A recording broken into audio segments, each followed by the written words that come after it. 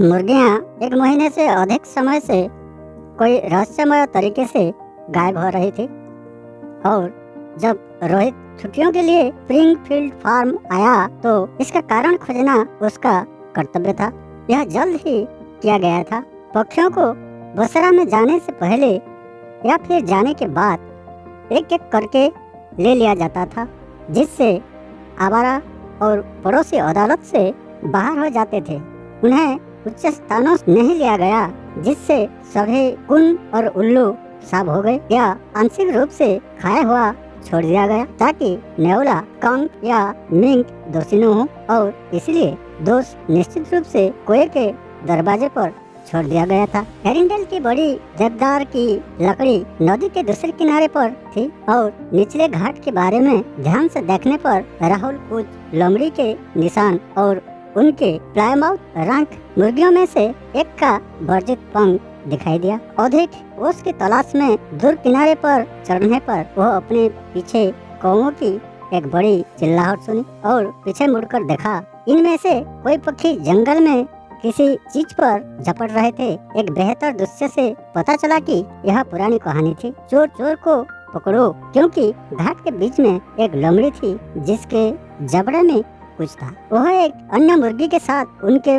बाड़े से लौट रहा था। कोए हालांकि स्वयं बेशम लुटेरे हैं, सबसे पहले चोर बंद करो चिल्लाते हैं और फिर भी लूट में हिस्सेदारी के रूप में चुपचाप पैसा लेने के लिए तैयार रहे थे। और अब यही उनका खेल था। घर वापस जाने के लिए लोमड़ी को नदी पार करनी होगी, जहां उसे कोए की भीड़ का पूरा सामना करना पड़ा। उसने इसके लिए दौड़ लगाई और यदि वह हमले में शामिल नहीं हुआ होता तो निस्संदेह अपने लुटे हुए सामान के साथ पार हो जाता, जिसके बाद उसने मुर्गी को लगभग मरी हालत में गिरा दिया और जंगल में गायब हो गया। प्रावधान की इस बड़ी और नियमित वसूली का एक ही मतलब हो सकता है। घर पर छोटी लोमड़ियों का परिवार और अब रोहित उन्हें ढूंढने के लिए बाध्य था। उस शाम रोहित अपने शिकारी कुत्ते गुड्डी के साथ नदी पार एरिंडल जंगल में गया। जैसे ही शिकारी कुत्ता चक्कर लगाने लगा, उनके पास की घने जंगली खंड से एक लोमड़ी की छोटी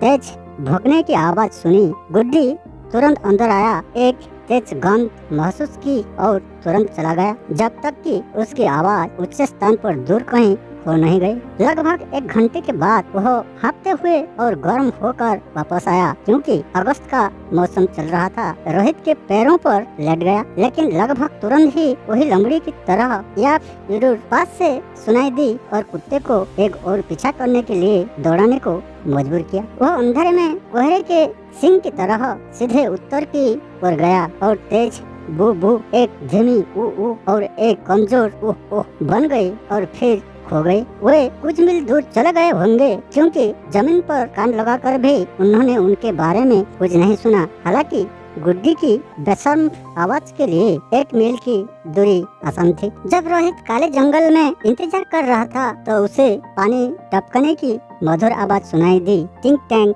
टैंग टिंग ता टिंग टिंग टिंग टुंग। उसे नहीं पता था कि कोई झरना इतने नजदीक होगा और गर्म रात में यह एक सुखद खोज थी। लेकिन ध्वनि रोहित को एक ओक वृक्ष की शाखा तक ले गई, जहां उसे उसका सुध मिला। कितना कोमल मधुर गीत था। ऐसी रात में आनंदमय सुझाव से भरपूर। टुंग टैंग टैंग टिंग ता टिंग ए टिंग ए टैंग ए टिंग ए ता टा टिंग टैंग ता ता टुंग टिंग एक टैंग पियो एक शराबी। बिहारी मोटा उल्लू का पानी टपकने वाला गाना था। लेकिन अचानक एक गहरी कर्कश सांस और पत्तों की सरसराहट से पता चला कि गुड्डी वापस आ गया था। वह पूरी तरह से थक गया था। उसकी जीभ लगभग जमीन पर लटकी हुई थी और उसमें से झाग टपक रहा था। उसके पार्श्व भाग फूल रहे थे और उसकी छाती और बाजू से थूक टपक रहा था। उसने उनके हाथ को आज्ञाकारी ढंग से चाटने के लिए एक पल के लिए हाँफना बंद कर दिया, फिर खुद को पत्तों पर पटक दिया ताकि उस